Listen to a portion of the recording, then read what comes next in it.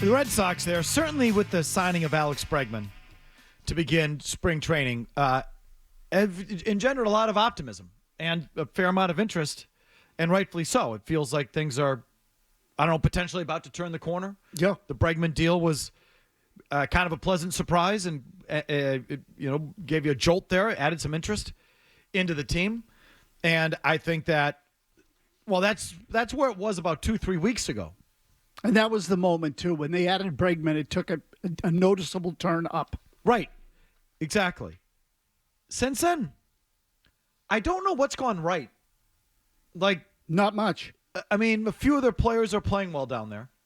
I mean, Crochet's look good. Yep. Trevor Story's had a good camp. Till he got hurt. Yep. He's hurt now. Yep. I think he's playing today, he's supposed. Is he? He's back in? He's supposed to. I don't know if he's back in the lineup. He was supposed to play today. I see. But all I would say is that I think since sort of that sugar high of the Bregman signing, there's been more bad news than good. Yes, definitely. I mean, starting immediately with your existing third baseman and best player pitching a fit. Leaving camp, pitching a fit when he returns, and now not even being on the field. And if we talk about some other things, it doesn't feel like, I don't know, it's been a particularly good camp. What did someone down there say to you the other day? That it has been what was the term they used? It has been a complete crap show, basically. No, seriously, yeah, it's basically what it's been. It's been a complete, crap show ever since the start of camp between Devers. William Abreu isn't going to be ready. I forgot to mention him yesterday. He's not going to play. Crochet's doing fine. Giolito just pulled a hamstring yesterday. Bayo's got his shoulder. There's Cutter Crawford has a knee problem. He's out. So half of the six-man rotation, the would-be six-man rotation, gone. And there are a couple positional players, and Christian Campbell's playing like garbage. Just the headline I got on, maybe this is Boston Sports Journal, Sox Notes. Story scratch, Giolito leaves start, Bayo and Crawford headed to the IL, Devers pushback. Yep. That was the headline. No, perfect. It's like, otherwise everything's fine. Everything looks great. Right, so again, they're starting third baseman, they're starting right fielder. Neither one of them has been in a game yet. And then you start adding up some of the injuries to the pitching staff. Their closer has sucked. Not that they've identified one, but either guy, if you think it's going to be Chapman or Liam Hendricks, they both sucked. So Hendricks gave up a home run the other day that looked like it could have hit the side of a ship and gone through it. I'll put it that way. It looked like a freaking cannon shot. So, that's what I've sort of observed. It's not all been good, but meanwhile, the coverage, though, has been just complete sunshine blown up your ass. Yep, pretty much. So, imagine my complete shock when I pick up the Globe today and Pete Abraham wrote the following line. Shock and joy. That the Red Sox will be a more competitive team this season isn't a given. Well. You don't say.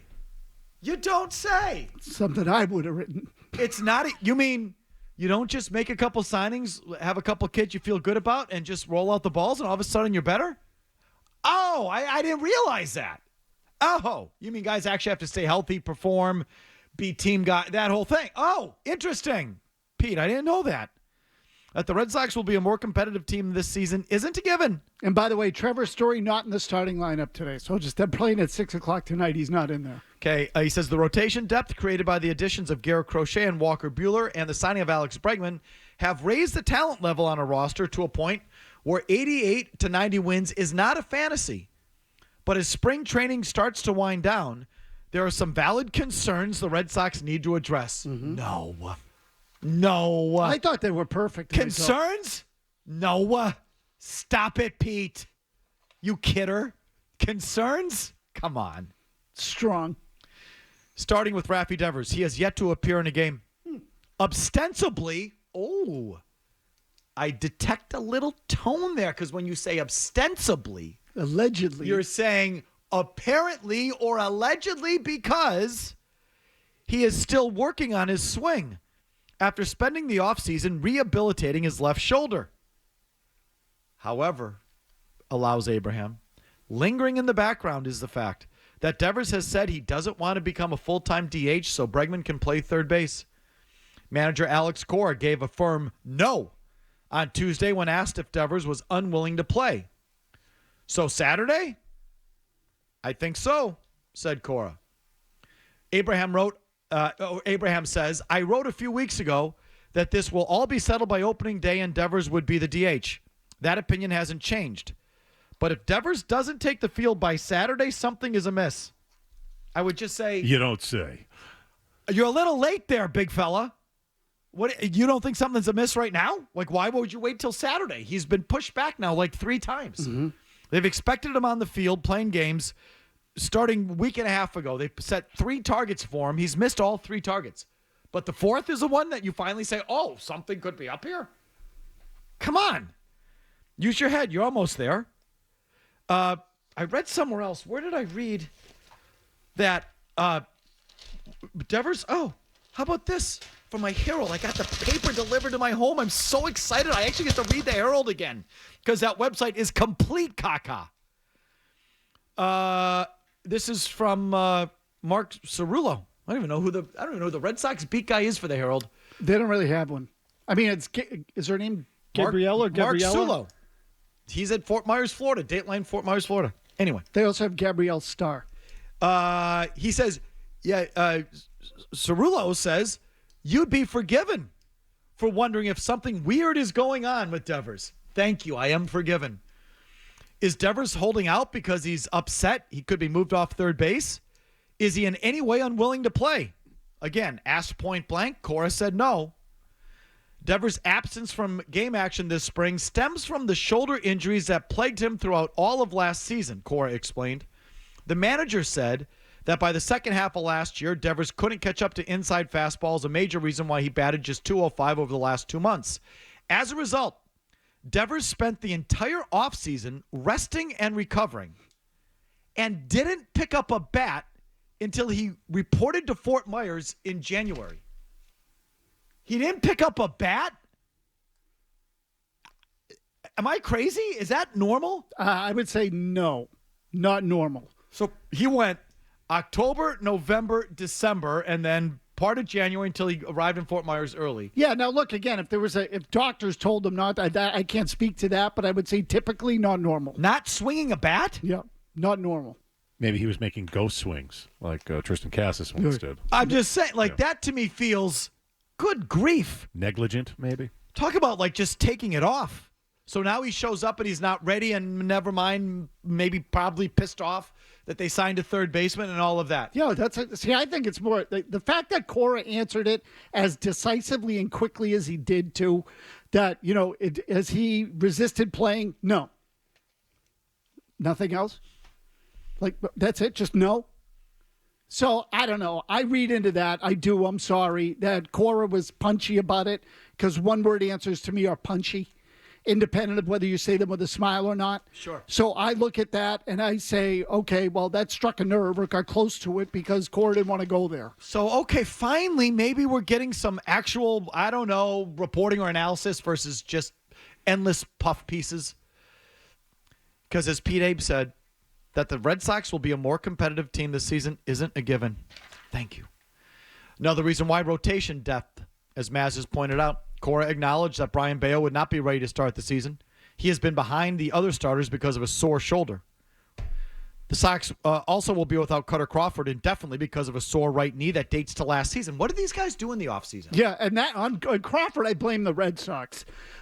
So he had some sort of kneecap issue or patella tendon issue, had inflammation. It bothered him all season. He pitched through the year. Then he got into the offseason, and they just, no problem, it'll get better. And now it's not better, and he can't pitch. So that feels to me like Chris Sale's elbow all over again. But anyway. I enjoyed the Lucas Giolito injury. Do you know that he suffered it on the first pitch? I did not know the first pitch. First pitch! First pitch. Well, at least he made it through that inning, though. Well, he made it through the pitch. Yeah. He warmed up well. So he misses the whole year, has all year to get right. They go purposely slow with him in spring training. Give him his first start yesterday.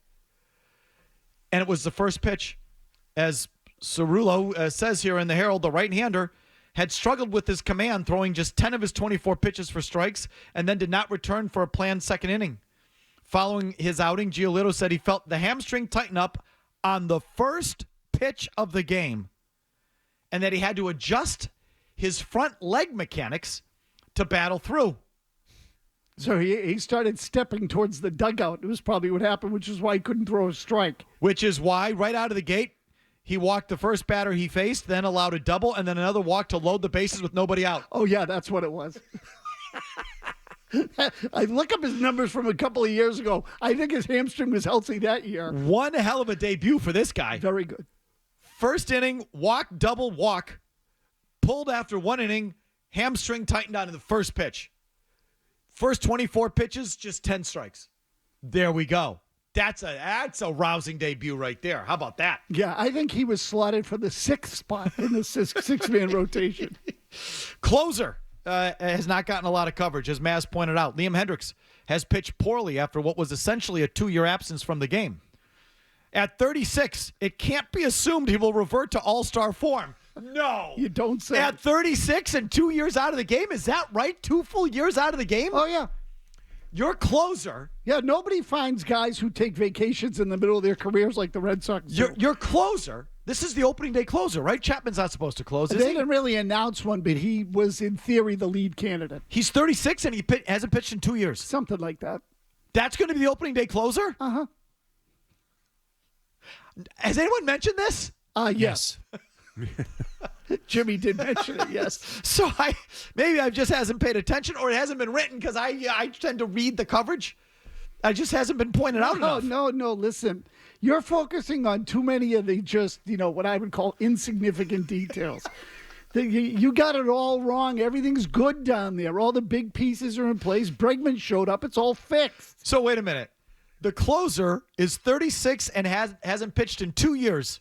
And I'm being told I just shouldn't assume that he's going to revert to all-star form? Correct. Wow. It's silly me to ever assume that.